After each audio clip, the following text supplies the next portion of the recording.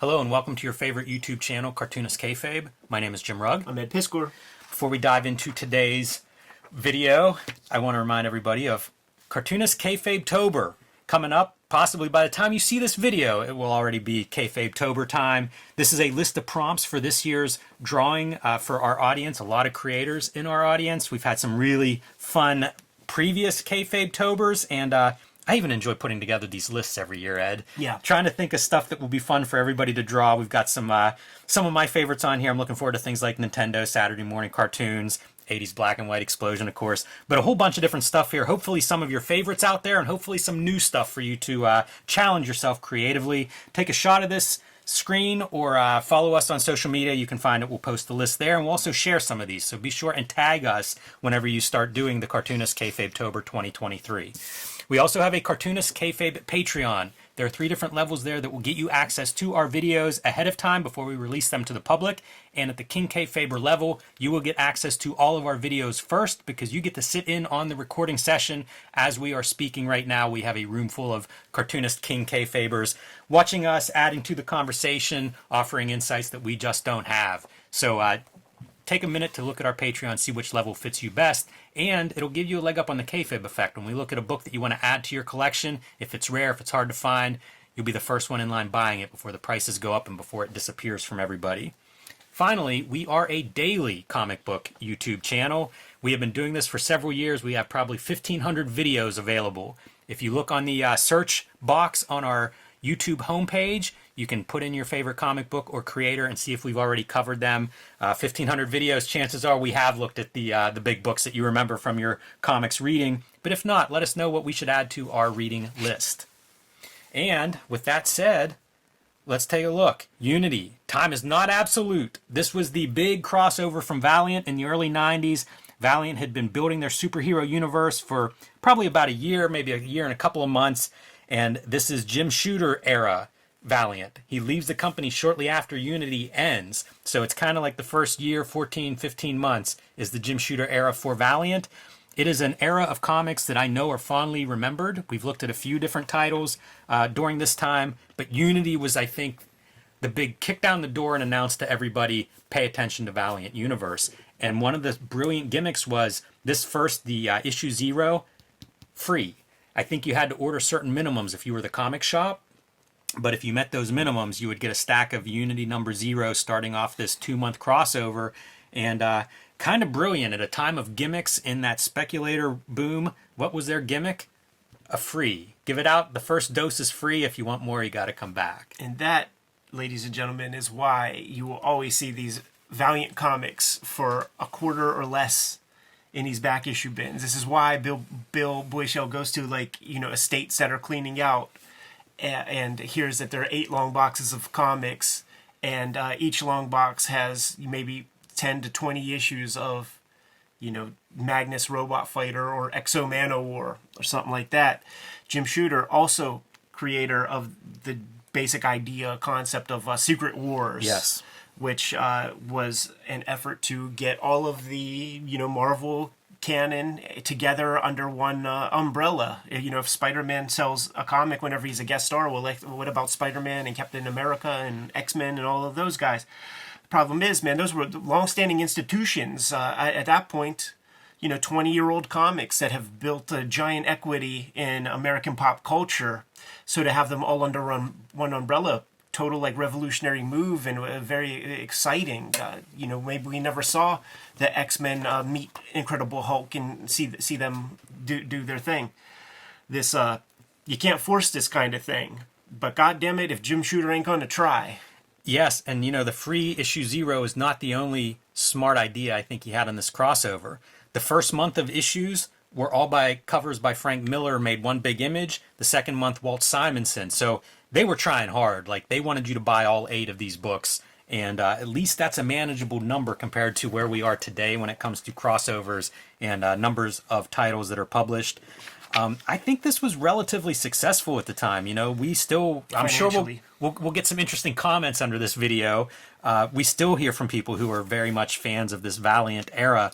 And like I say, in my mind, when Shooter leaves, that's the end of that Valiant era in a lot of ways. I think there was a certain amount of quality control by Shooter at that stage. It was still a small enough imprint that you could kind of have the unified universe concept.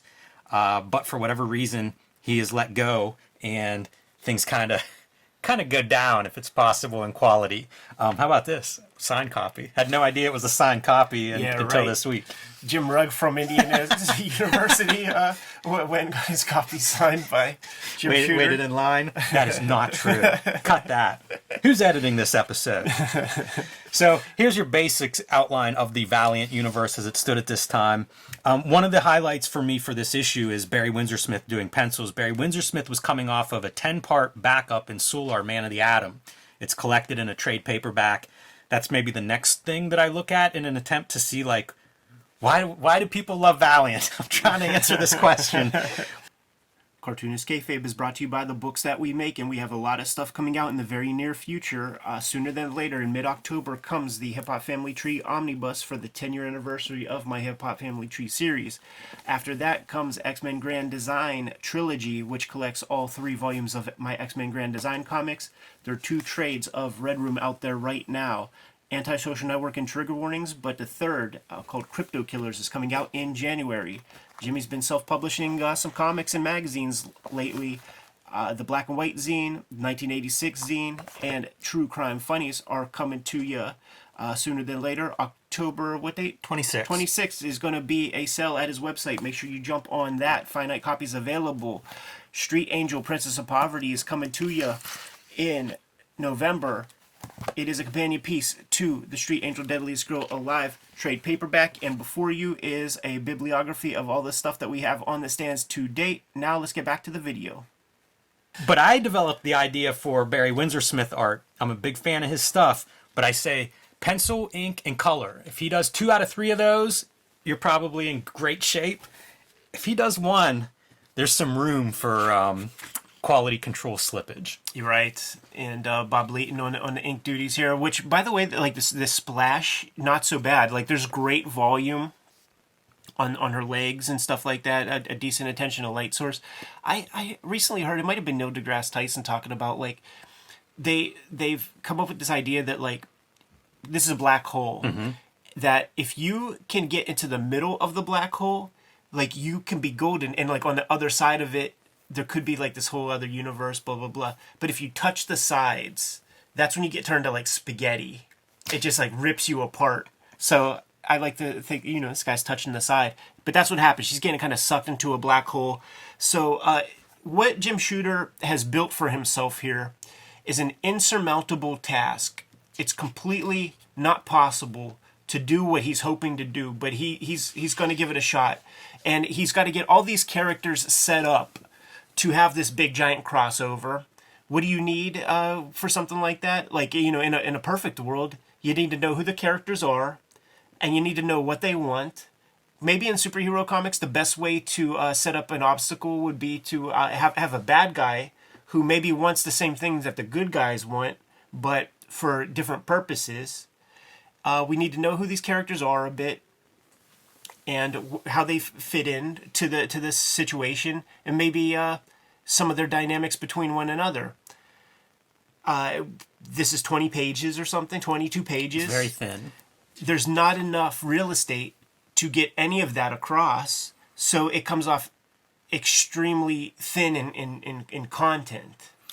I enjoy this sequence. It reminds me of Weapon X in that how do you do somebody naked? I know, that right? You can't show anything. You gotta put the knees over the titties and the elbows over the titties. A very little bit of debris breaking from when she hits this car. Isn't that so classic? You could make a zine of that. Yeah, you could. Where Yes, like you a could. little piece of broken glass that covers a titty nipple. Yes. Shadows in the same place. You know, the other comic I almost pulled out was Wildstorm Rising, which is the Wildstorm Jim Lee big crossover that I think is only maybe a year after this, and Barry Windsor-Smith draws it too. And talk about, like, getting further removed from, I think, his comfort levels in terms of character design. Like, it just is stranger and stranger seeing him tackle this. This is a character that's kind of like a mirror of Solar in a lot of ways. That's why you're seeing these, like, crossing universes and black holes and time and everything. And there are actually 2 of her. So we get into, like, the multiverse concepts here as well. It's too much. It's a lot. It's too much. And I do remember the Solar comics that will have like 3 different Solars, when there's like, the 90s extreme version, and this is a classic. This is a Geomancer. Boy, this is going to be a fun comment. Like people are going to comment and be really angry at some of this stuff. But this is a Geomancer character who's kind of, I guess, can travel around this multiverse type thing, but also can see the future and past and all these different things. So basically, he's explaining Exposition. So Jeffrey the Exposition Mancer. the other Jim Shooter tenet is every comic is somebody's first comic. Yes, I actually love that one. And he's never swayed from that, and it's something that I agree with. So, but this is maybe the biggest example of every comic is somebody's first comic, because it's all explanation. This does not excite me to read Unity. You weren't ready to pick up part. Here's one thing. I don't know if this is part 0. Yeah, it is. And then the final one, like issue 1, is the epilogue to the whole scenario. So like, I know on the back it tells us what issues are what, but I don't think I saw Turok mentioned in any of that. So is this like a precursor to build to Turok? Yes, yeah, I think that's one of the things that comes out of this. There's a couple of they're really launching some books. So Turok's going to come out of it. Archer and Armstrong, I think their first issues are tie-ins. So is Eternal Warrior.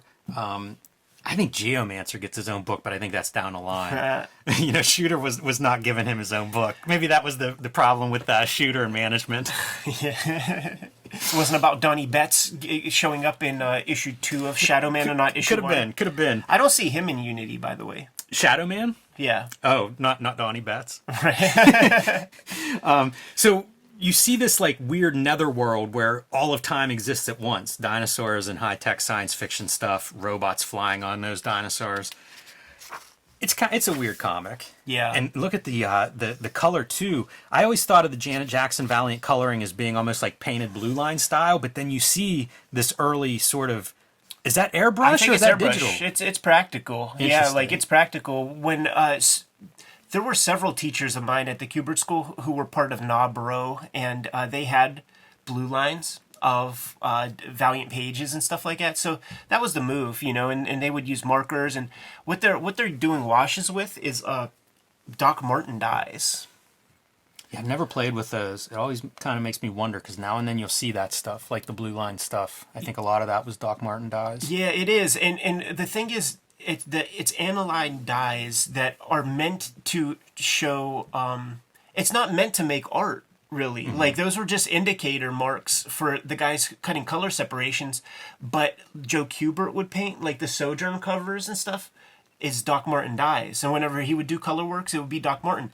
And each of the teachers, including Joe, would have their own kind of formula for how to get, like, Caucasian European flesh. And it would be like, 1 drop of burnt sienna and to 10 drops of water. And then, of course, the Joe Kubert art store sold like little tincture bottles and shit where you can store your own flesh tones and that's other pretty colors. good. I remember in my first painting class, like, it might have been literally the first session, we went over like how to do flesh tones, and it was the weirdest color combination where it'd be like green would be mixed in and stuff. Like, really not something I would likely stumble on my own.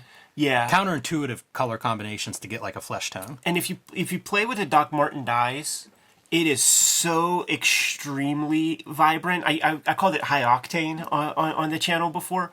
So I can't exactly remember, but I think it's burnt sienna is like the most important color, because you got to put a little of that in every color to just bring it down to earth, right, a little bit. I linger here because he's going to send Jeffrey the Geomancer across space and time to get the reinforcements. And how will he get back? Here's my hand. Take my hand with you. I know, it's so weak. It's so weird. It's stupid because like we've had enough Jack Kirby comics that would like introduce very cool little mechanisms or figure out a cool way to do it, and then you understand that a mother box is this gate, like, but just giving a hand, that feels lazy. It feels like a stupid little prop, and then you realize Valiant is coming off of doing Nintendo comics and WWF comics. It's little kids who are fucking with these things, and you got Jim Shooter, Bob Layton, Barry Windsor Smith, a bunch of old ass motherfuckers trying to make a cool comic. It is nothing but, because there's young characters and stuff, there's nothing that feels contemporary. And when you put this up against Todd, Rob, and Jim, and Eric Larson, it's a no-brainer. Like, this is nothing. And for context for everybody, this is 1992, the date on this issue, which is Image Comics. So that is what you're up against. Although, to be fair, I think it did do well against Marvel DC. You know, I think these two, it was kind of like you wanted one or the other, if not both. This is your bad guy, by the way, named Pierce, but it's that woman from the beginning, her, you know, another version of her. But it's just this middle-aged woman is like your heavy for Unity. You know, speaking to your point of, are these cool characters or not? I don't know. Is a 37-year-old suburban woman a great bad guy for your entire universe to square off against? She's old Karen. It reminds me of like wrestling or something where it's like you can't have Stone Cold, you know, fighting Sable. Yeah, right. And even stuff like with the Eternal Warrior, like, they keep calling him other things. So it's up to us to know that he's the Eternal Warrior. Maybe because we see on the back cover. So maybe even the title Eternal Warrior is a bad title. Or you should just go Silver Age with this and have them call him Eternal Warrior. Because, like, it just... You're introducing all these characters that we don't know about. This is issue 0, so it'll certainly be a lot of people's first experiences with Archer and Armstrong and stuff. You gotta break things down. Because this is probably literally the first time you're seeing Archer and Armstrong. Right. And they're like hiding from these guys with guns. This dude's his brother. So, you know, that's established. A lot of info there. It's funny that there's a phone as being an integral part of all of this. Right. And all the energy stuff is weak, by the way, with these lines. And the kind of prism shapes and stuff. It's clearly Barry Windsor Smith trying to do something that's not Kirby-ish. But it's also not very cool. Yeah, if you guys want to check out maybe our most glowing Valiant piece, it's a Harbinger review with David Lapham and a team that I really like those early Harbinger issues. Yeah. But most of this stuff is tough. I like the, I remember liking the Archer and Armstrongs, which I think is Barry Windsor Smith's drawing. He does it for a while. With Shooter. Probably, maybe at the beginning. I think he probably takes over writing, Barry Windsor Smith, probably, because Shooter leaves like shortly after this, so it could only be maybe the first 2 issues or so that Shooter would have been involved with, I think. Okay. And that's basically, that's it. You know, they cut back very quickly, gather up the Valiant heroes for the most part, and show up with show up with Solar, but Rye and Magnus show up, and they show up independently of the Geomancer. So whenever he returns with the Valiant heroes, it's like, oh yeah, these guys got here too. like we don't know how or why, but here they are, ready to go at it. Jimmy, what'd you make me read this week, man? Yeah, I was surprised by this. I'm not gonna lie, but I do wonder, like the Wildstorm Rising. I am curious to see Barry Windsor Smith like do it again with another universe. Jimmy, we're doing Age of Apocalypse comics soon, man, because I know those will be watched. There's your checklist. Yeah. So do we? Like, yeah, Turok's not quite a part of it, and you see how it works. Like, Archer and Armstrong, Eternal Warrior, brand new. Magnus has been out for a year and a half at this point. Yeah, Rye has been out for 16 issues of Magnus. Turok's first appearance, I think, is Magnus 12 in this universe. That was a big deal, I think, in those early Wizards for, you know, hot books, hot back issues. That one was popular. So Turok must launch like right after this. Jim Shooter talks about when he was at Marvel, he was trying to make some moves with the guys at Western or Dell or whatever to get those characters, and then he started to read the tea leaves and see that he wasn't long for Marvel anymore, so he was kind of doing diplomacy outside of the company with the guy who owns those characters, and that guy said, "I will hold off. And I will give you those characters whenever you set something up in the future." And he did, and you know, Dell, Western, whatever, they made good on that. But in these hardcore, tumultuous 1990s, NWA is out, Nirvana is out. You're gonna hang your company on a dude that wears a little chainmail dress, a little skirt. Yeah, it always seemed weird that Valiant had the success it had based on comics that I couldn't quite figure out who the audience was for them. I think it was old disgruntled Marvel readers. Yeah, I think so. That wanted that old kind of thing. And the other Valiants that are on my list, I mentioned that Solar, the Barry Windsor Smith story. It's been a long time since I've read that, so I'm kind of curious to go back into that one. It's more of a sci-fi story, if my memory serves. Exo Zero is a Quesada issue that I think is kind of interesting. Good cover. And then there's an Exo issue that Ditko draws as a fill-in. It's like maybe 5, 6, something, 7, something like that. Early on, probably before Unity. And it's just bizarre because it's like Ditko's drawing, a room or whatever, and like Exo's standing in it. And Exo's a very far from what I think of as like Silver Age superhero character Steve Ditko art. Right. So to have him drawing that, and it's very grounded, is kind of a neat issue. I was actually staying with Ben Mara. I was doing some work in New York and going through some comics that are sitting there, like on the table or whatever. And I'm looking at it. He had a bunch of Valiants, and I'm looking at it and didn't realize it was Ditko. And it was just the weirdest experience of looking through this Exo Manowar comic and then realizing, oh, it's Ditko. Okay, that kind of explains what I'm seeing here. But it feels like one of those, talk about like a weird comic to pull out.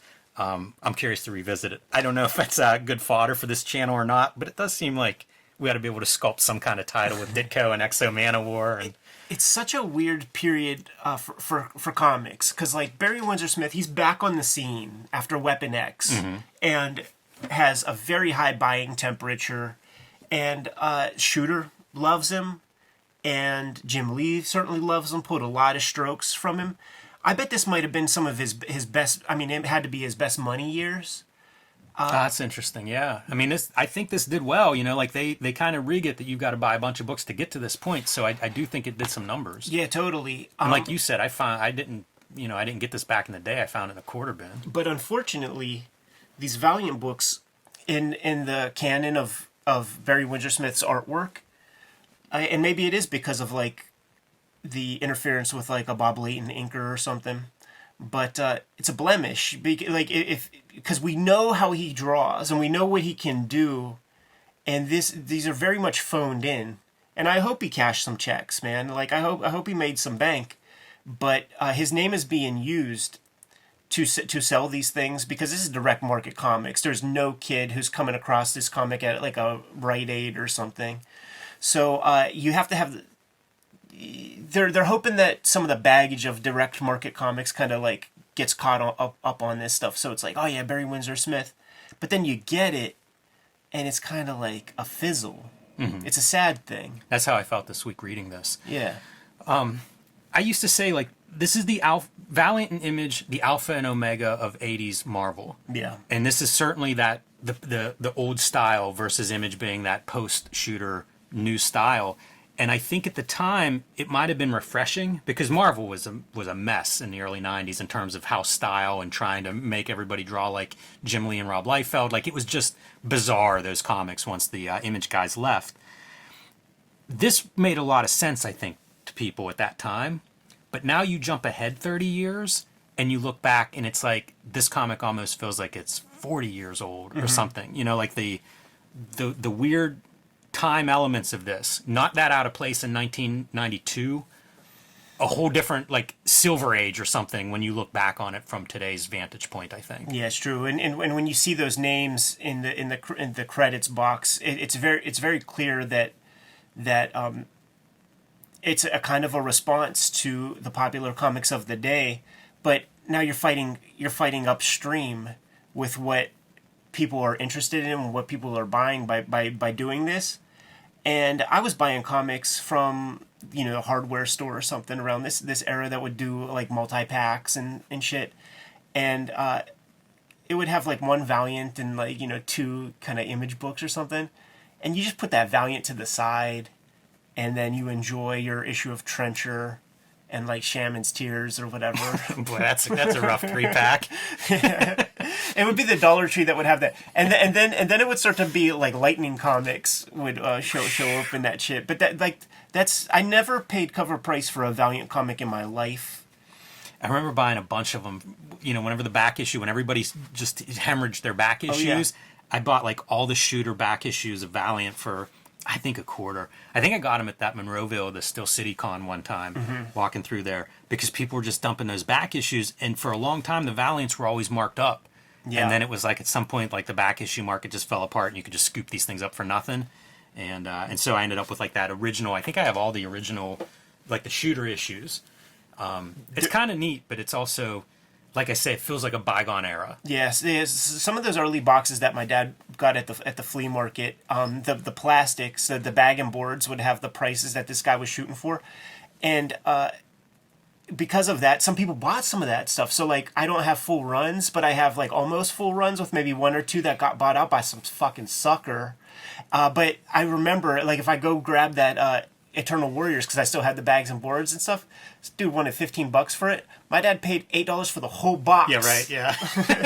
And just did the whole thing of like, man, we've been watching you bring these shits here for all summer. How about we just take it? We'll give you $8. Like, That's such a funny to amount. be done about it. That's good. If it was $8, the guy said 10, and my dad's like, $8. It makes me wonder, you know how CGC will list like how many comics and what grade they have? Right. I feel like the Valiants all went into the bags and boards. And now, if you probably look them up, it's probably like they're all 9.8s. Yeah. There's like 1,100 9.8s of Shadow Man #1. Buy our books if you got that money to invest in CGC and nonsense, man. You good to go, Jimmy? Yes. Kayfabers, like, follow, subscribe to the YouTube channel, hit the bell so that we can notify you when new videos are available. Kayfabe-tober is upon us, and we have your drawing prompts for this October. Make sure that when you post these images, you tag us, you add us, you let us know that you're you drew these things so that we could repost them and share them on our channel. Rising tide raises all ships. We'll share your stuff and hopefully get some more followers in the mix. We have a Patreon where the King Kayfabers on the Patreon get access to all the videos before anybody else. Mitigates the Kayfabe effect. So those Unity Zeros, they're getting the cheapest copies of those online. Don't you feel like you missed out? And we are a daily YouTube channel. We put out videos all the time, and there's more than 1,500 videos out right now. We might have talked about some of your favorite comics. So hit the magnifying glass on the front part of the YouTube channel. Give a search for your favorite titles. Check out those episodes. And if we didn't talk about your favorite comics yet, let us know in the comments so that we can push those comics a little higher on our to-read pile. The videos ultimately are brought to you by the books that we make. And before you is a little sample of our bibliography to date. But we're always working and we're always making new stuff. So, Jimmy, show the people what you have coming out soon. Street Angel, Princess of Poverty is my next release from Image Comics. It will be out in late November, but you need to pre-order that one now at your local comic shop. Let them know how many of these we need to print.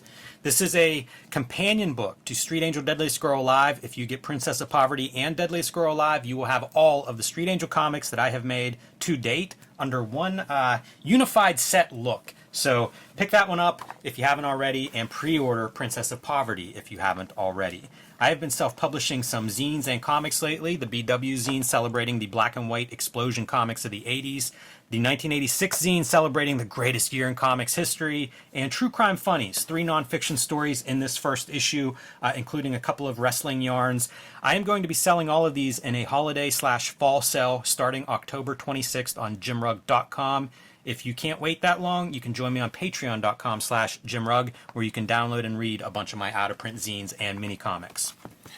The time is now. Hip Hop Family Tree Omnibus is coming out to stores October 18th, and we've sold pretty much 75% of the print run. So if you want one of these, you got to put your name on it through your local comic shop, through Amazon, Barnes & Noble, whatever's convenient. But I want to thank everybody who's purchased a copy so far. We're going to get that to you as quickly as possible once we sort of open those floodgates. And I hope everybody can get this put onto their own bookshelves, because it's the best book I've made to date, coming to you in time for the 10th anniversary of Hip Hop Family Tree and the 50th anniversary of hip hop as a culture.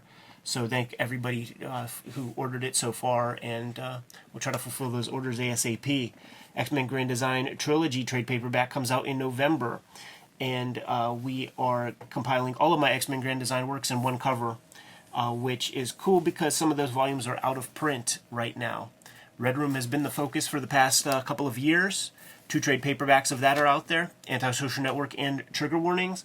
And the third edition, the third volume of Red Room is going to be called Crypto Killers. That trade paperback comes out in January. Could start off anywhere. It's arbitrary because each story is completely self-contained. So give it a shot. If you dig it, grab more Red Room comics. Now the books are the most important part to keep the Cartoonist Kayfabe channel flowing. But there are some ways to support the channel directly. Jimmy, if you'll let the people know. Subscribe to the Cartoonist Kayfabe newsletter at the links below this video. That allows us to give you information on where we're going, what's going on, new releases, things of that nature.